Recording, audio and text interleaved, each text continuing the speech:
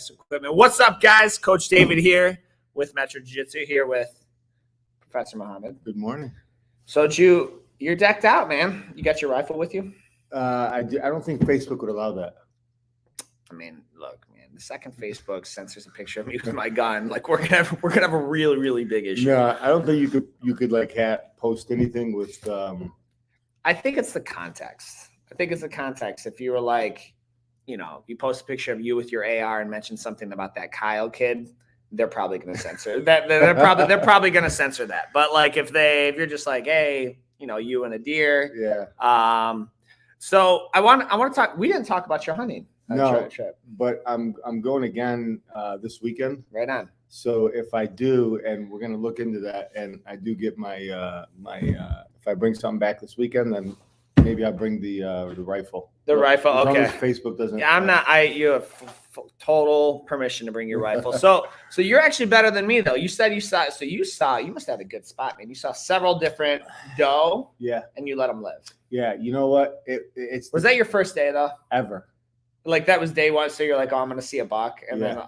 Then See, I didn't see much of anything till the last day. I didn't realize that the hunters, I heard plots before, and I heard they got blind set up, but I didn't realize these hunters spend all year round cultivating the land and basically making traps and getting the deer like really comfortable in their surroundings and setting it up. They prep the land to go to battle.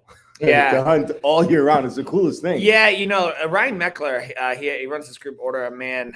He made a like a picture of him and his son in a blind, and he was just kind of doing the analogy of like you'll work year round for 2 weeks of opportunity to get lucky, to kill a deer, and what he was saying has nothing to do with luck. You only see the kill we made. You don't see that we've been working the land for the past 11 and a half months. Yeah, so. And you know what? I really like. Driving up there, I'm like, and I started to see all these big fields and all the land. I'm like I have to wait until a deer happens to cross through this small spot that I'm in. I'm like, there's a lot of luck involved, and I'm like, okay, well, hopefully we get lucky, but it wasn't like that. So they, so good How luck. was your hunting trip? Good luck. We talked about mine was last week. We got it was good. It was good. I'm waiting on the venison to be processed. I actually had venison and eggs this morning.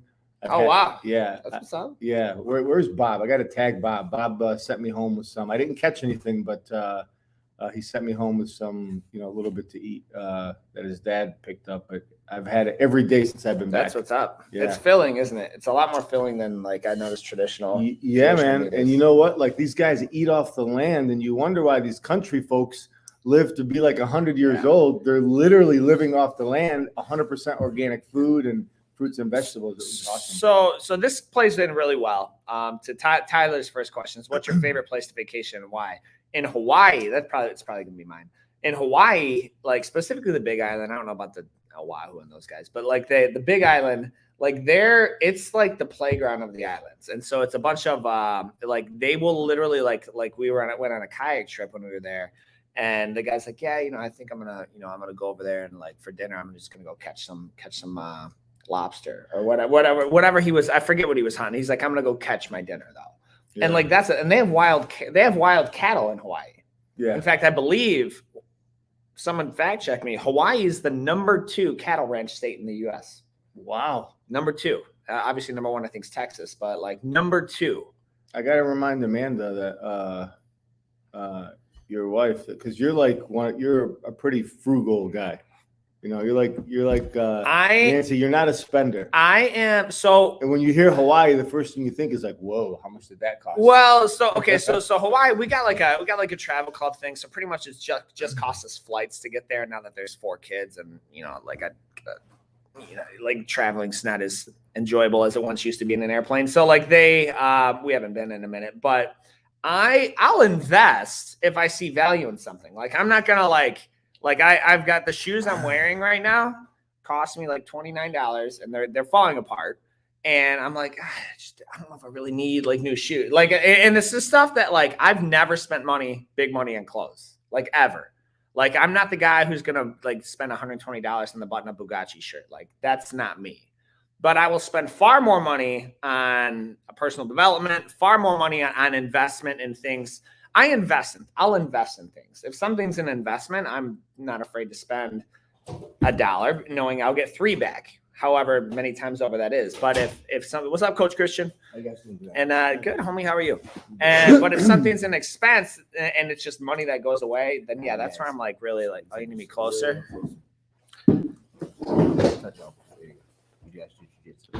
Okay, all right. Perfect.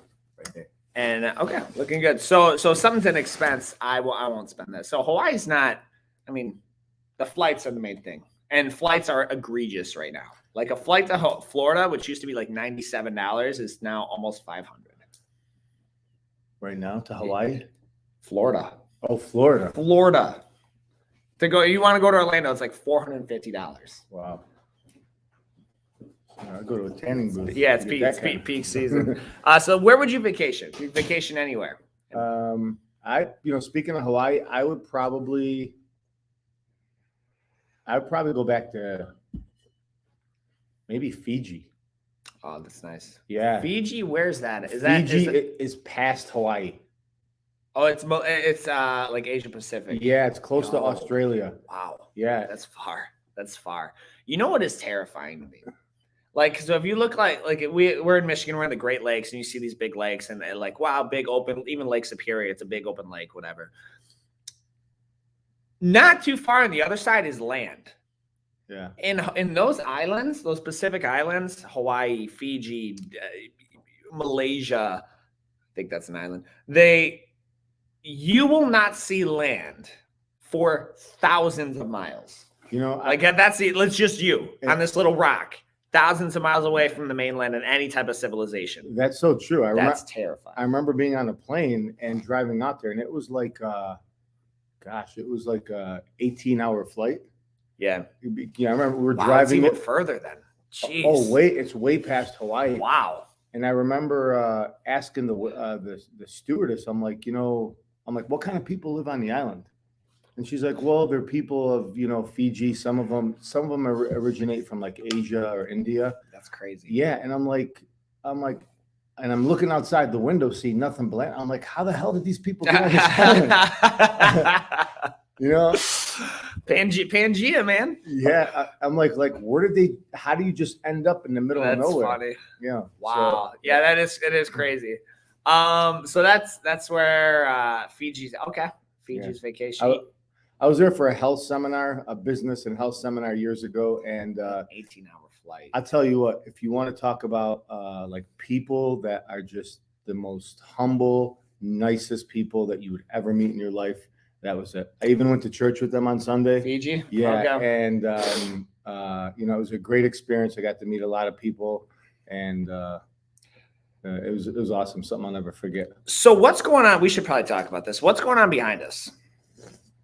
Like, because it looks like we kind of like, someone drove a truck through our to pay the bills through our academy. Falling apart, as you guys can see. So we're actually sitting in the middle of what's going to be our newly renovated parents lounge. And so like, this is we're in about the middle of it. So what you see behind us, we're almost dead center, might be a little bit more that way, of this space. And so, so this is where our parents lounge, this is where parents are going to come and they can actually watch, they hang out, they get some coffee, some espresso, and wait for their kids. And both classes will be going simultaneously after the new year once everything's done. So that's kind of what we're doing here. And we've gotten a lot of compliments on this because parents are like, most other places, like the parents are sitting like this. If they want to stay and watch their kid do martial arts or whatever, if there's even seating room. Yeah. If there's even seating room.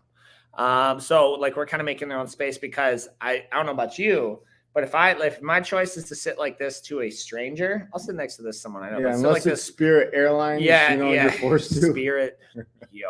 Spirit needs to calm down. I'm gonna tame my tongue about Spirit Airlines because they need to calm down they got a weird, way too much power in a weird way. But aren't you blacklisted off Spirit? Not Spirit, American. Okay. American. I bet I could get. He's on a no-fly zone.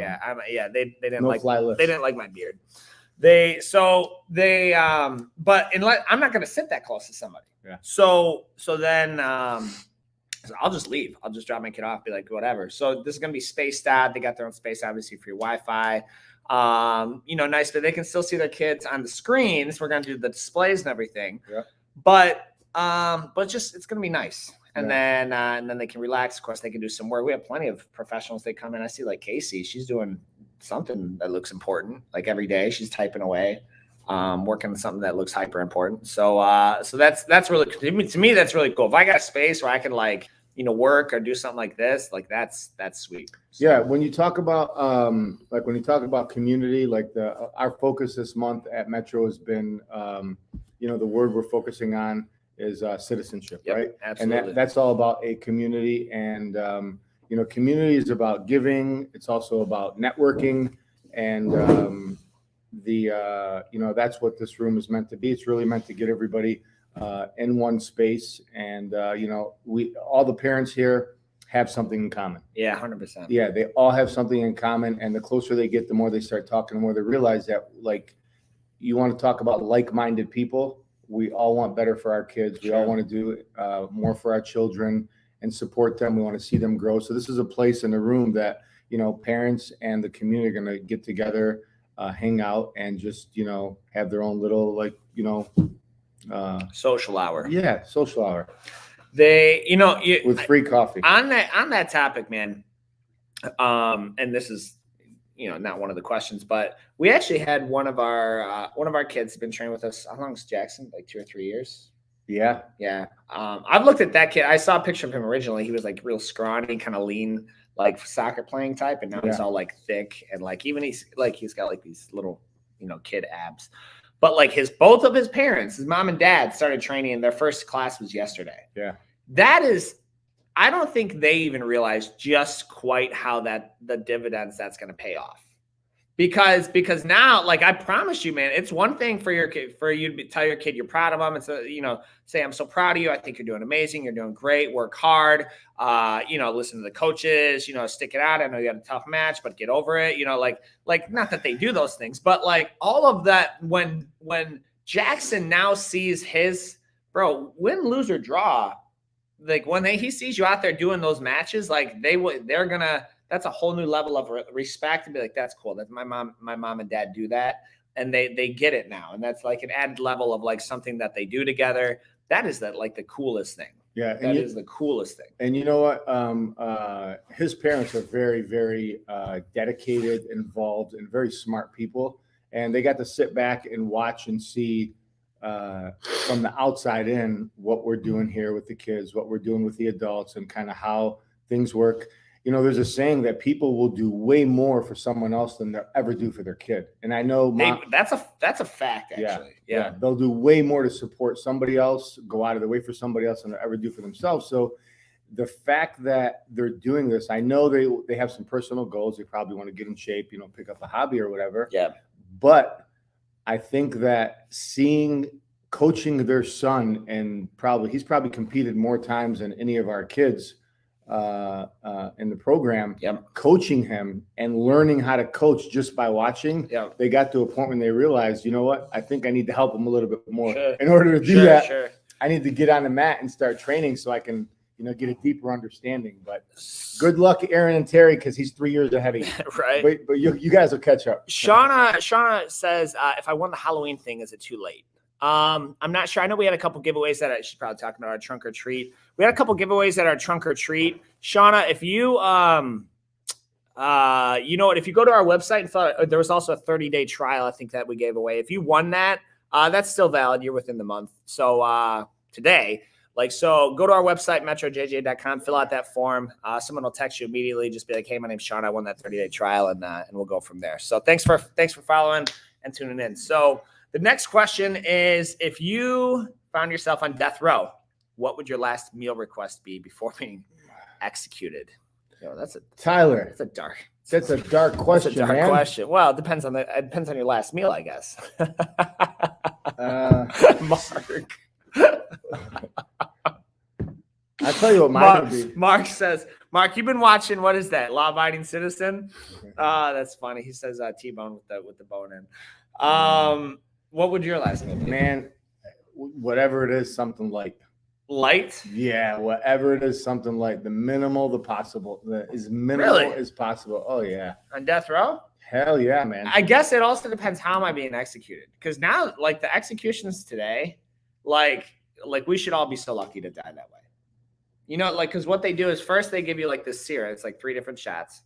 They give you like this serum, but you just pretty much go to sleep. And after that, you just fall asleep and you don't feel anything. And then there's like something else that it does, like it just shuts your whole system down. So, but that, yeah. So I mean, I don't know, man. Professor Mohammad's got like an emotional attachment to food. Like it's kind of a love affair with you. Like each meal is like his last. Yeah. Like we'll be like doing something and it will regularly take 45 minutes to figure out what we're eating. And in the process, I'm like, well, because there's 4 of us. So to be fair, it's not just him. But like, I'm just going to eat some peanuts. Like, that's why he gave me the nickname Omega Man, because they're easy, they're quick, they're calorically rich, and I can keep moving. So that when the food gets here in 90 minutes, I can eat whatever's left. But you, like, each meal, food matters a lot more to you than to me. Man, food is like a date. Food is an experience. It's like a field trip. Nah, for you, I believe that. Yeah, I believe every bit of that. Oh yeah. Man, like, because food is also, it's like, how do I feel afterwards? Is it gonna make me feel heavy? Like, is it gonna, like, for me, like, I hate that when you have a meal and you're just like, it's so heavy afterwards. I hate that. Yeah. Like, to where I don't want to do anything, or I feel like I'm moving sluggish. I would almost rather not eat. I mean, you look at food like a date, if you're going to go on a date with somebody, it might as well be a bomb ass date. Sure. You know what I mean? It might as well be a date like, man, that was awesome. And that's how I look at my meals and my food. I mean, I just want to look back. You got to go on a date 3 times a day though. Then I'm living the life. Yeah. Well, I guess you are. So we got a bunch of them coming in. We're gonna get to the other one. Amanda says, what can we do at home to reinforce the things you teach in class, like dealing with anger wise?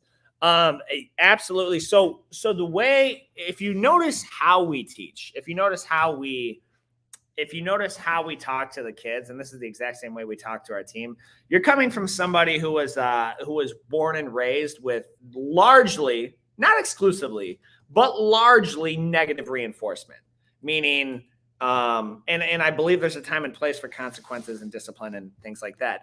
But largely, like, if you motivate, and there's actually science to support this, rather than saying like, you shouldn't lose your anger, getting mad, losing your temper over your kid, getting mad and losing their temper and flying off the handle. Like, rather than going that route, you can say, hey, listen, all right, you're a leader, right? You say you're a leader. Yes, absolutely. So what would a leader do? Would a leader lose their temper and throw the video game controller? Or would a leader keep that controller and maybe share with their brother or sister? What would a leader do? Share with they would share. And I know you're a leader, so you can do that moving forward for me. Yes. Yeah. Okay. Absolutely. And so now they become part of the decision.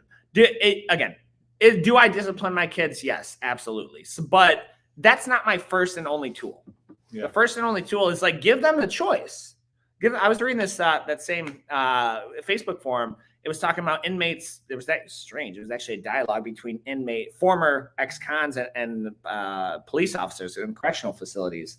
And they're like, yeah, they both know the jerk COs, the guys who have just way too much power and they abuse it. He's like, this one cop that was commenting, he's like, I treat every inmate like a man.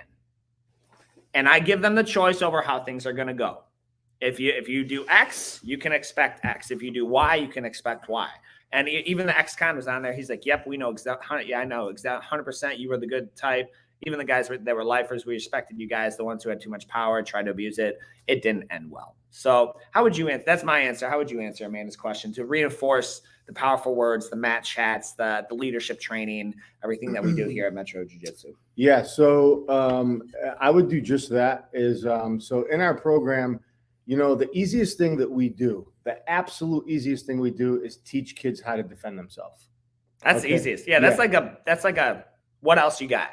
Because that's going to come. Yeah. And I think most people, including adults, don't realize that Brazilian Jiu-Jitsu is our program is meant to develop people mentally, emotionally, and then physically comes next. Socially is another one. Socially. Yeah, good word. Yeah. I'm a nerd. Well, we know I'm a nerd. So like good word usage. That's a slept on one, even for adults. Social engagement. Social engagement, definitely. So what I would do is Amanda's a member. Yeah, Amanda Helton. She actually Helka, excuse me. Helka, pretty new, a couple past week or two, if I'm not mistaken, right? Amanda, relatively new. Yeah. So she's trying to wonder how to get the most out of the program, make sure, this is we can look back at a year and be like, yeah, this was my son got X. Yeah. So Amanda, so most people overestimate what they can accomplish in a few months and way underestimate what they can accomplish in a year or two. So that's like setting a long-term goal. So I'd highly recommend you just reinforce the activities of the month. And this one happens to be citizenship. Yeah. And you know what? Kids have to make mistakes. Yeah. Even the best kids make mistakes. Yeah. And I think it's not healthy to have a kid who's not into stuff and who gets the ADD, focus issues and all that stuff. Kids are kids. So what I would do is just reinforce what the coaches are learning, because we're establishing a relationship, we're establishing trust, and you just got to reinforce what's going on there. And you got to look at it like this. Every day, kids are going to therapy. Every single day, kids are going to a place where we're programming them to be better, more successful, more confident, more socially active. I mean, even included in our techniques, sometimes parents will walk around and say, hey, you can look at them, or they might have even mentioned, well, nobody's helping them. Right. You know what? But you got to learn how to problem solve in jiu-jitsu. And sometimes we see them giving nonverbal cues, and sometimes they're even having conversations. And that is part of the process. You have to let that happen and let them kind of communicate on their own without somebody saying, stop, let me say it for you. Stop, let me do it for you. You know? Yeah. Oh my gosh. Yeah. And that's a huge one, correct? Because you give them room to you sort of test their developmentally, like where they're at. Amanda, another one is feel free to use the coaches. Like use the coaches. Like if something comes up, and because listen, I get it. Like my daughter Scarlett might pick up something more from Coach Jabril or Coach Mohammad or even her teacher at a private school. Yeah. Maybe if it's verbatim, say what I say, it's just a different delivery. Oh, that's like a second person saying that. Maybe I should listen to that. I had two parents come to me last night. I was like in work clothes, and they're like, hey, coach, sorry to bother you. Do you mind talking to, my son about this? Just kind of boost him up with that. That's why we're here. It's funny. That's literally why we're here. Like it's and so if you reach out next time we're in, like if you ask any one of our coaches, Coach Tommy, Coach Shan, Coach Rayan, Coach me, like pick one. We work with them all and train them all. I mean, pick whichever one you want. But like, hey, can you just reinforce this? And parents always feel so bad.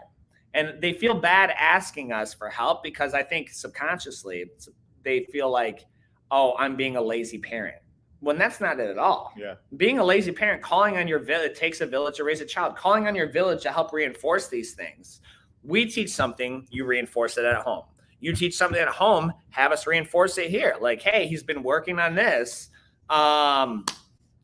He's been working on this. Can you just kind of reinforce that, or let him know that we, don't hip toss kids at school because they wouldn't share crayons or whatever you're working with. That's why we're here. Yeah, that's what we do. For those of you, I have a 19-year-old son who trains, right? Yes, and son is a big kid. Yeah, I feel like we need a different word for son. It doesn't just quite display up how large he is. Okay, we'll give it to you, Omega Man, whatever you come up with. So there's not, to be quite honest, there's not a week that goes by. So he's training. He's doing this really intense training camp in Texas. Uh-huh. And you know what? There's not a day or a week that goes by where he comes back and tells me, you know what? I learned this A, B, and C that I haven't told him already. All right. Yeah. Like literally, and I'm telling you, like Coach David and I's obsession in jiu-jitsu is we don't want somebody to be training 15 years before they earn a black belt. That's funny. If you're training full time, you That's need funny. to get you should be progressing faster. So our obsession and why we started this is to basically give everybody what we've learned in a shorter amount of time. And for my own kids, I can't tell you how often that they get or learn something that I've been telling them again and again. But sounds familiar. Where'd you hear that? Have you ever heard that anywhere else? Yeah. So basically, sometimes they have to hear it from somebody else. You just put them in the right atmosphere, and I just got to thank Professor Bruno, team lead, Team Alvarez for really being a good place for the kids to grow and reinforcing exactly what we're teaching here. How to be a better person, not just a better athlete. Absolutely. So great question, Amanda. Thanks for posting. Coach Christian has one here. What do you do to help your time management projects? Did a masterclass on this yesterday. I feel my family is always late no matter how committed. Let me answer this for him. Hold on. Let me answer this for him. I'm going to leave right now. Hold on. Okay. I'm going to give you an extreme example. All right. David is on a time clock where when it's time to leave, you could be having a conversation with him and he's walking out the door. Not always. I try. It's this balance between being rude, but I'm like, please, continue. No, I'm going to let him share it, but whatever you do, you have to stick to. So your time management class, he is extremely, extremely rigid with it. And if we share these calendars for all our business meetings and, stuff for the school, everything from, the summer camp after school program that we run, our jiu-jitsu, our competition classes, elite husband, you do personal training on the side, personal coaching on the side. Yeah, personal development, not personal training like weightlifting. Yeah, no, personal development. Don't call me for your weightlifting. For husbands and things like that. So he sticks to it very, very rigidly. And there's a lot of different ways, So my way personally is to focus on what I want, what my outcome. Like if let's just say you want $1 million, you have to go to work or somewhere to get a paycheck. If you're focusing on being happy, go somewhere that's going to make you happy. Be around people who make you happy. Yeah. I'll let you explain, sticks to a specific schedule and he writes all this shit out for a whole week, hour by hour, minute by minute. So I've loosened up on that a little bit, but Coach Mohammad, you have me and Amanda laughing at you. He's right. He's right. Because here's the thing, there's two things. There are two different ways to and this is a much larger. This took an entire hour yesterday. So it's a much larger debate than this. But time management can go one of two ways. It can be task-based, like Professor Mohammad. And honestly, that's what a lot of top performers do. They just go hey, I got to get this done. Doesn't matter how long it takes, get to work. And that's where you see them just work till the task gets done. And that's okay. If that works for you, and you'll still get the results. You'll still get the results. My issue with that is it tends to be what you're saying, Coach Christian, a little bit of unbalance. It's not, and because I've done the listen, it's work. I'm gonna stay up late. I'm gonna wake up early. Parkinson babe, I can't. I really have to get this done. And there's a time and a season for that. But time, Parkinson's law is the work will take up the time allotted. So if I give myself 10 hours to do something and I'm all right, I need to have this done in 10 hours, it's going to take 9 hours and 58 minutes. If I give myself 3 hours, how long is that going to take?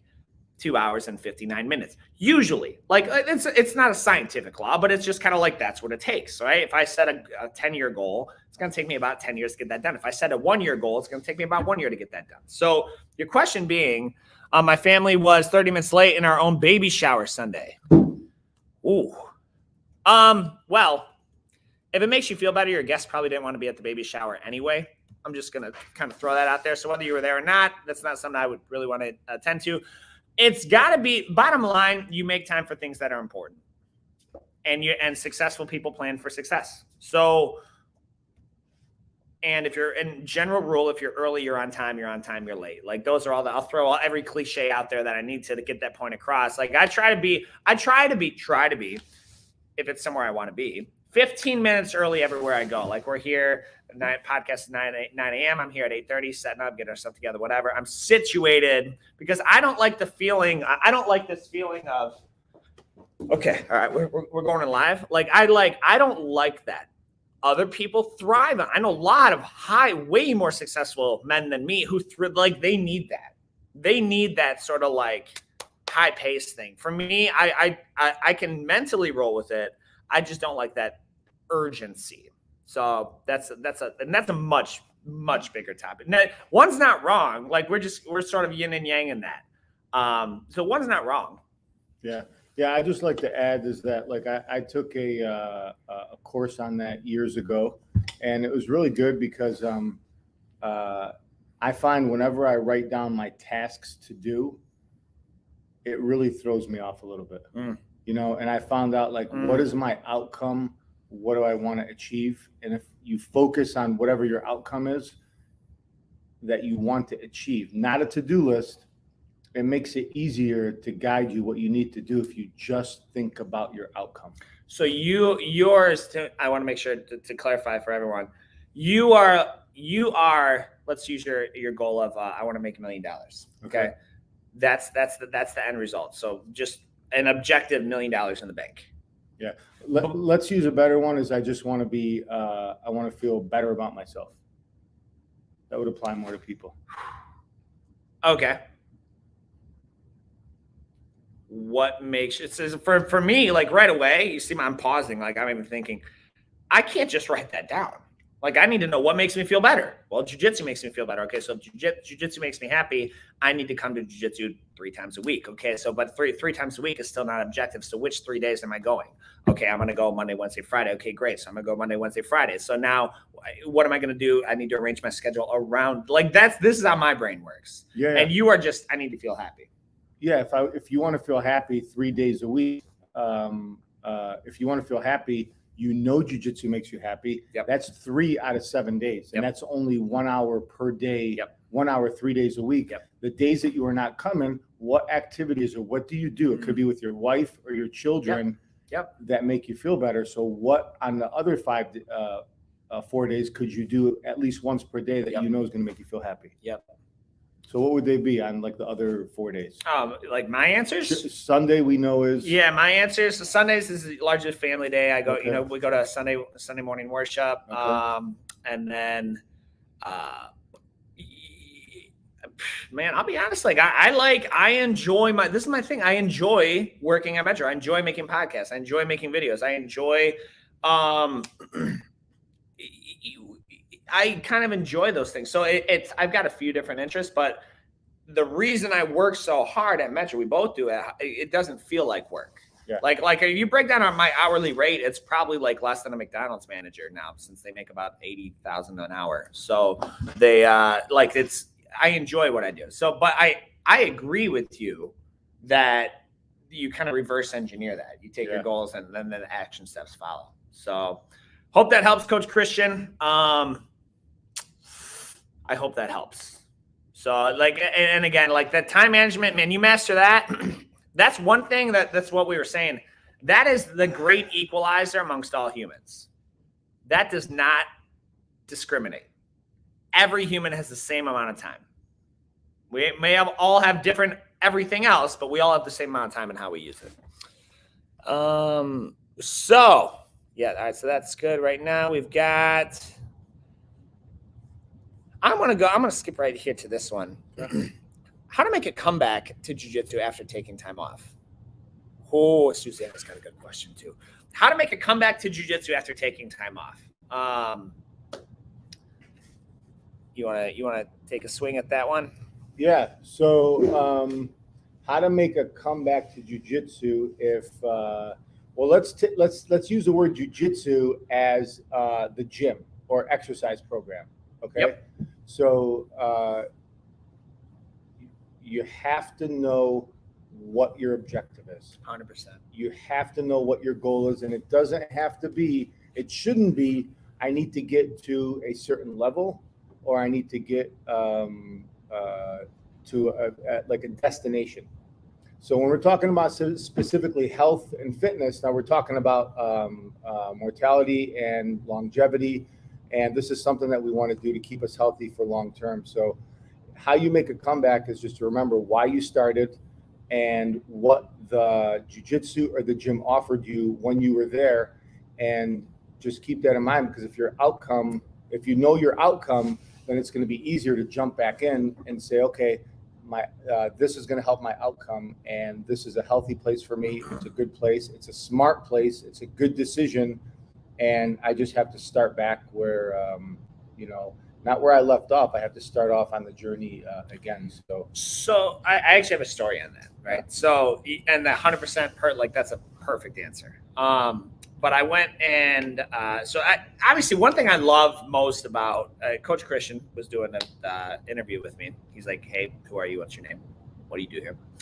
And he said, "What's your favorite part?" I said, "It's easy. It's the people." And you would think the answer would be the jiu-jitsu. Yeah. Well, you can't do jiu-jitsu without people. But honestly, the people around here, it's like picture a 150 member family reunion every night. Like that's what it feels like. Yeah. And in a lot of ways, guys, I'm sorry to my cousins and my aunts and my uncles, and they're all about to probably be pissed at me, but like I know my members better than I know a lot of my family.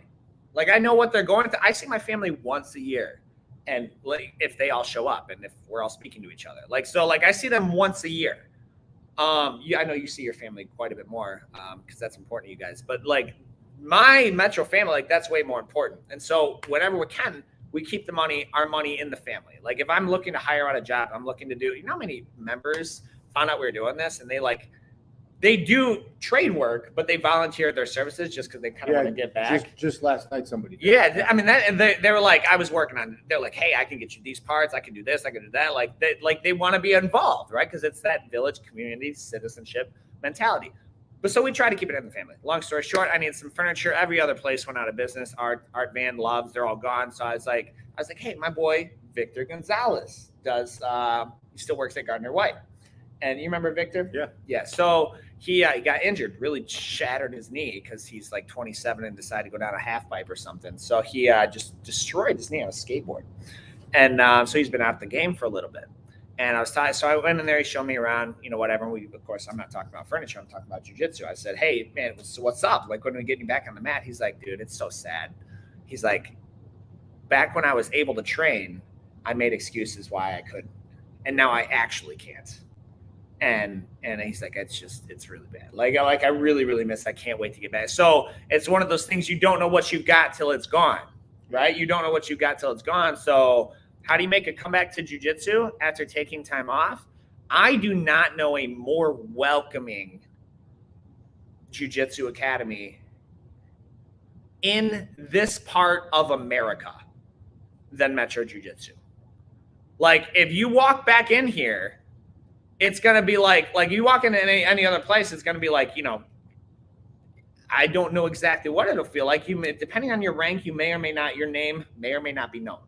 And here I'm going to be like, Mohammad, bro, thought you were dead, man. It's good to see you back in here. And then it's like, welcome back. There's actually a parable about this in the Bible, the prodigal son. Like, you come back and you would think that they'd be shunned, but like they're welcome with open arms. They roast a fatted calf and everything. So that's kind of what it is. Like, we're happy to have you back type thing. So, and then exactly when you're starting, you can't expect to pick up where you left off. You just can't expect that. So that's a good question.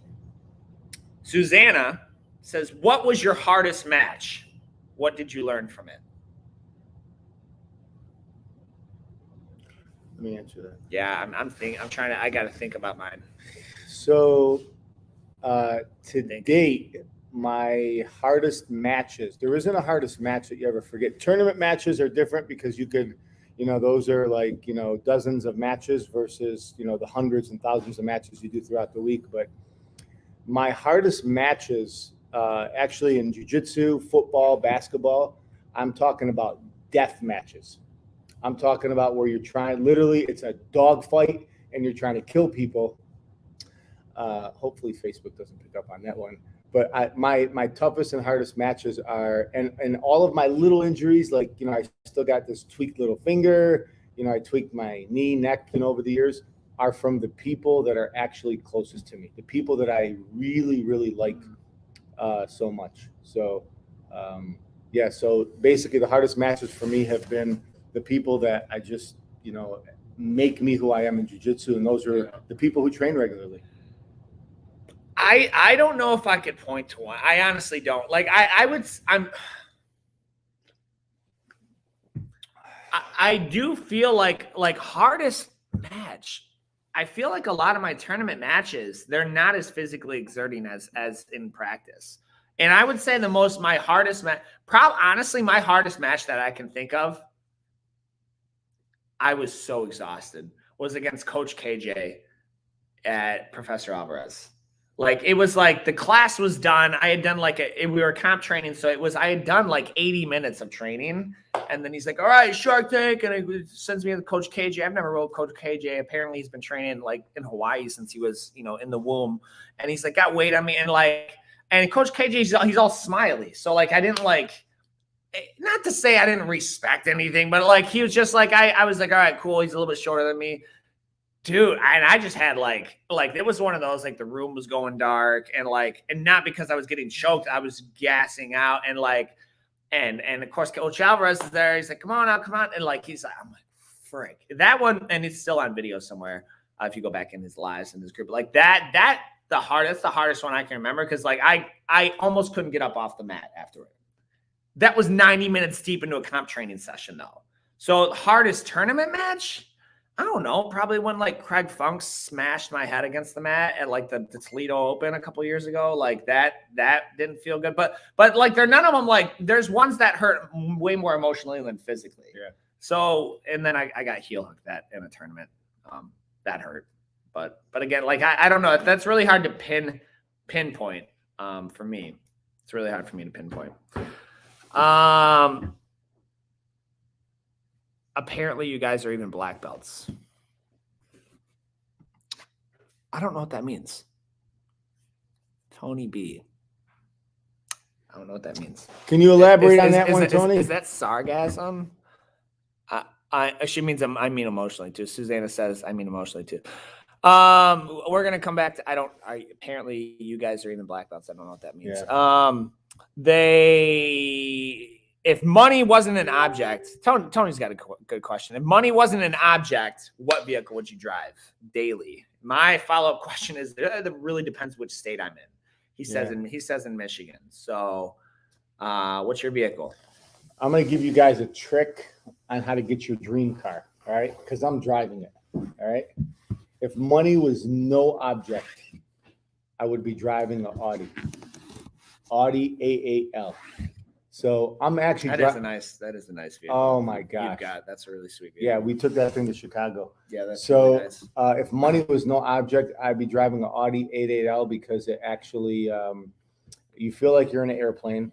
It's super comfortable, super quiet, super luxurious. None of those I would use to describe an airplane, but keep going. Okay. just saying. And so I would use that would be my dream car. And I bought one. It's a 2008. And I tell you what, every time I'm in there, I feel like I'm in the air. I just feel like I'm in luxury. You in a private jet. You feel like you're in a private jet. I feel like I'm in a private jet. That's a little bit different than Coach. So whatever car it is, your dream car is, go out and pick it up. Just get it 3, 4, 5, 10 years old. The nicer the car, the older model you can get. So for me, it would be an Audi A8L. And at some point in the future, I'll probably end up getting me a 2021. But you got to look at it like, if 2021 was my goal to have a Audi A8L, if it takes me 5 years to get it, and I still get a 2021 Audi A8L, guess what? I achieved my goal of having a 2021. It just took me 5 years. So, but the price keeps going down. The harder I work, the cheaper it becomes. What's yours? Oh, I don't know. Let me guess. Show them your boots. Show them your boots. It's probably going to be a pickup truck. Yeah, put man. my jacket on. Yeah, I know, man. I don't know. See, For me, you're talking about my vehicle, not Amanda's, right? So, it's probably going to be some type of truck. Raptor. Those are dope. Those are sick. The beds are a little short for me though. The beds are just a little short. So those Raptors are sweet. I don't know. I've got a thing for F-150s. I really do. F-150s are sweet. Maybe put like a Lariat version to get some leather in there. Definitely, it's got to be 4-wheel drive in the snow. But I've heard good things about Toyota's got a truck, Titan. Those Titans, and those hold their value like really well. Yeah. So I don't know, maybe that's my thing, man. I'm more of a truck guy. That's just me. I mean, or once they perfect autonomous vehicles, you get me an autonomous truck, that's the one I'm going to drive. I could just see that. I could see David going. I 100% would. Working over here, without the car's question. driving itself. Like without question. Here, you're buying. What is it worth to buy back? Say you drive an hour a day, 364. What is that for? That's almost like 10 hours. That's almost 10 weeks you're buying back. Work weeks. Like that's pretty expensive. So those they're not quite there yet. So AAL. So those are really good questions. She says, I mean, emotionally too. Jeremy says, all right. So Jeremy says, if someone has an addiction and jiu-jitsu saved your life, what's your aspect about that? I think that's awesome. I think it happens. In fact, I know for a fact we have members on the mat. Like he's like, years and change sober. I think it happens. I'll say this. To say an activity saved your life, I don't think is painting the full picture. To say that the community surrounding the activity which you've selected is more accurate statement. Because there's some people that would lead me to drink. It's just being around them is not going to end well. So, but the positive, we talk about this because that's the answer, So I think the people around it, jiu-jitsu saved your life. Now there is some physical, what's the feel good emotion, feel good hormone, like endorphins and things like that dopamine that gets released in a match, to where that addiction is gone. But to say that the actual art of grappling stopped from jiu-jitsu is not the fully correct statement. I would say it's probably more the people, the support that they get from it. But yeah, there's so many people they've overcome addiction to pharmaceutical drugs, street drugs, alcohol, toxic relationships, things like that. So it's absolutely a thing. If that's your question. Yeah, I agree that it's basically a resetting up a schedule, resetting up structure, resetting up preparation to go do something good for your mind and your body. Yeah. The act of doing that is what got the person off of whatever addiction. So it's not the actual grappling. So, and going around people who do not have those social challenges or people who have already overcome them. But what I would say to any person who has overcome addiction, it's pretty clear that they put that phase behind that time behind them. Is there comes a point when you checked off, okay, I don't do drugs anymore. I don't drink anymore. When that time happens, you have to take a next step and you have to level up and make some other type of challenge, because the biggest first hurdle is giving over the addiction, right? The biggest first hurdle is breaking all those bad habits, whatever they might have been. After that, you have to level up and start to chop off at whatever it is, personally, professionally. You got to grow as a person in order to grow at jiu-jitsu. There's no way around it. So that's a humongous accomplishment. But after that's done, if you don't grow, you're not going to go. You got to check off some other things in your life. Yeah, and I'm also kind of very leery of I'll be real transparent on this. I'm leery of being reliant on somebody to keep you sober. Yeah, that's a dangerous thing. That's a dangerous thing because that's a really dangerous thing because people are flawed. People are flawed, and people will disappoint you. It doesn't make them, terrible humans. It just that's the nature of humans. We disappoint people. It's interesting you say that because There has been many times when I feel like, sometimes you think you're coming to a place and you want your coach to be tough on you, right? You want your coach to be tough on you and you want your coach to push you and you want that push. And the truth is like, you already made a decision to make some major changes in your life, whether you decided to or not. If you're coming to train a few days a week, you made some major changes and major decisions in your life. Yeah. And when your coach tells you something, you can't wait for them to tell you 2 and 3 times and be like, come on, let's go. Or, make that extra call. Yeah. You got proximity. Proximity is power in my opinion. You got proximity 100%. to 2 coaches 100%. Who do this full time, who are entrepreneurs on the side. Yep. So when they mention something to you, you got to do it. And if you're not clear on that, can you say, hey, coach, can you clarify this? Because I need to level up inside and outside the gym. Yeah. You can't take what they say and then immediately go do something else. Yeah. So we've got coaches, right? Like we have our own personal development coaches, business coaches, and coaches, like, that's why it's so important. We have people come on and try us out, because you need to, like, choosing a coach is not like choosing a pair of boots. Yeah. Which, man, if you're watching this, I need some new boots. But you need to trust that person.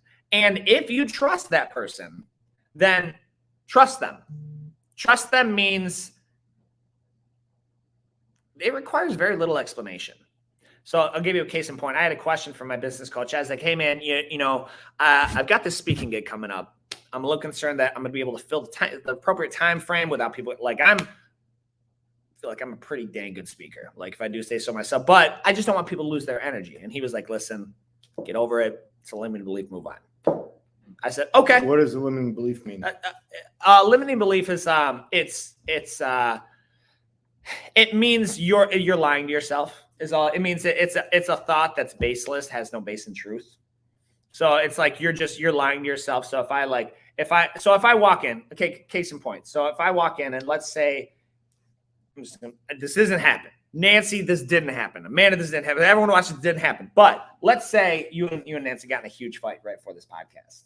Okay. And you're that's on your mind. And I talked to you. I was like, hey, what's up, Mo? And you're like, what's up? I have 2 options. Well, this is a little bit different because now we're getting into like something else. But I have 2 options. I can say, well, Mo's pissed at me now. Like, this isn't gonna be a fun podcast. Mo's pissed at me. And so now it's going to be a poor podcast, when in reality, like, there's something else going on. There was something else on his mind. And so the limiting belief, though, is what we do with ourselves. Like, we make up, it's really your own excuses, your own internal dialogue excuses. I can't do this. I can't go in and talk to that person. They won't hear me out. Well, that's a limiting belief. You don't know that. Go try it again. I can't ask again because they're going to tell me to go away. That's a limiting belief. Go do it. Let the actions dictate what's actually happening. So limiting belief, it's is kind of like fear tricking you. Yeah, that's probably a better way of fear. It's fear. It's fear. It's fear. It's nervousness. It's you're lying to yourself. Yeah, it's all that's a limiting belief. But so I didn't need further explanation. I didn't need, because what a lot of people do is they ask you for advice. You give them advice and say, yeah, but. And then they go on to why it won't work. And it's like, well, are you asking me for advice? Are you like, is this just an open forum? Because I didn't come here for an open forum. Like, you asked me your advice. I'm giving you my opinion. Do what you want with it. You can disregard it entirely. You then become an ask hole. And next time you ask me for advice, I'm going to not really care to give you much because you didn't do what I told you last time. So that's kind of what, if you trust them, you trust your coaches, then do what they say. If they say, like, hey, I recommend you drink more water, cut out the garbage food, and eat more salad, you'll feel better. Try that for a time, like 3 to 4 months, before you tell them, like, hey, it didn't work for me, instead of telling them right away why it won't work for you. So that is my answer to that. We got one more question here. You got any on yours? So Jessica says, is it normal to think you need to make up time when you leave the gym on a medical or personal reason? Yeah. So you take time off medically and you think like, oh, I've got time to make up. Yeah. You feel like you've got to make up time. But bro, if you'd make up in your mind now, you are going to train until you die, you will be better than 99.9% of the population, period. Point blank. Brandon McCaffrey, my man BMAC, gave a keynote speech, and he was like, I was as good as anybody could get in jiu-jitsu. If anybody trained jiu-jitsu, they could get as good as I could. He's like, because I just kind of kept showing up. Like, it doesn't, like, you are the elite by showing up. Who was it? Hotner said that? He's like, it's not who's good, it's who's left. Like you take, it's the typical Peter Parker story of jiu-jitsu. You give me any nerdy kid, give me a nerd off the street, put him in a gi, put him in a rash guard, put him on the mat for 15 years, he will dominate any D1 wrestler. Period. Like in a submission match, like you take a D1 wrestler, or even if they don't train, it's not even fair. It's like kind of bully abuse at that point. But if they don't train, like give them something skilled, put them on the mat for 15 years. They both start at the same time. It's not going to be a fair match. Like it's not who's good, it's who's left. So you make up time, you get medical, take the time off, heal your body, come back, get back at it. Like the impatience bothers me. It bothers me. Like the impatience of like, how soon do I get this thing? How soon do I get that? Just like train for the journey. Yeah. Train for the journey. Yeah. I would say that how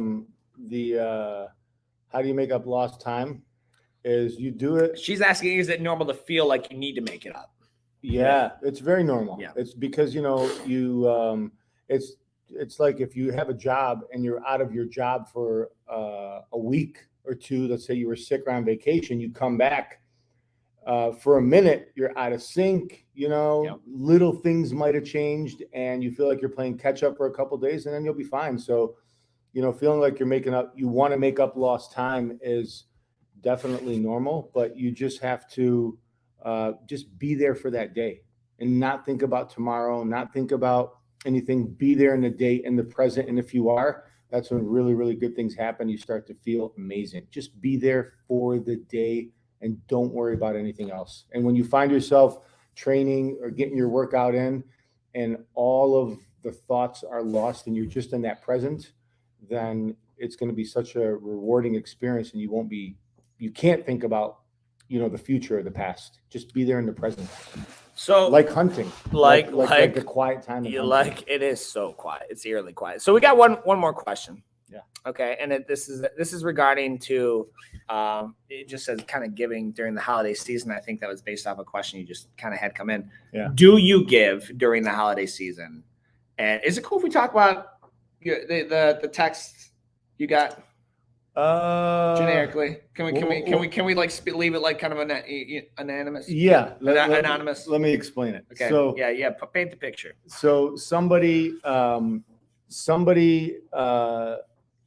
a text and asked. My friend got a text. My friend got a text and asked if he could send somebody some money. So this friend of ours actually asked them for some food. So this friend of ours went ahead and sent them some food, had some food delivered for them. So, which is awesome. It's very generous. Yeah, it was generous gesture. So, and then, the person asked again.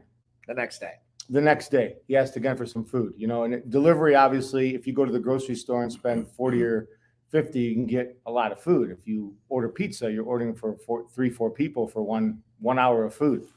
So he asked for it again. It's a good hour though. I'm telling you that. It's a good hour. It's a good hour eating, right? Keep going. So so they asked again, and then so the question is it when do you say I'm not giving to this person because he needs to get a job? When do you say I got to take care of myself and not worry about other people? And when do you cut a person off?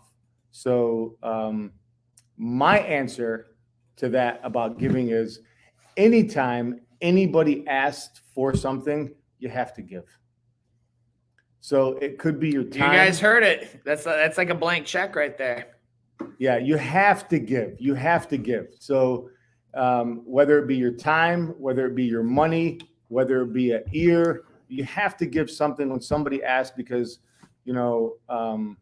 I personally believe the act of giving, you're not doing it for that person, because whoever you worship, in our religion, we believe you have to give. It's part of your religion.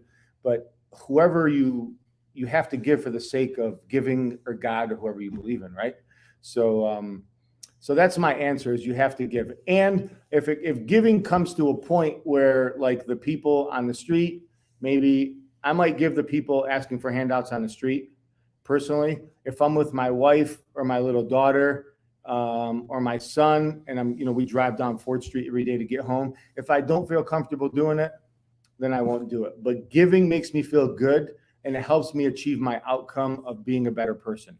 So my outcome of feeling good about myself, feeling good about my work, is directly tied into giving. So, and then I'll end it with this. Once you give, if you feel like you're giving too much, the easiest thing to do is whatever organization that you give to, connect people with that organization, whether it's Salvation Army or any local one. If someone asks you and you can't, or you don't feel comfortable, say, look, I give to this organization specifically for that. Please reach out to them. They won't turn you down. So that's my explanation, if that helps. Yeah. And so we had,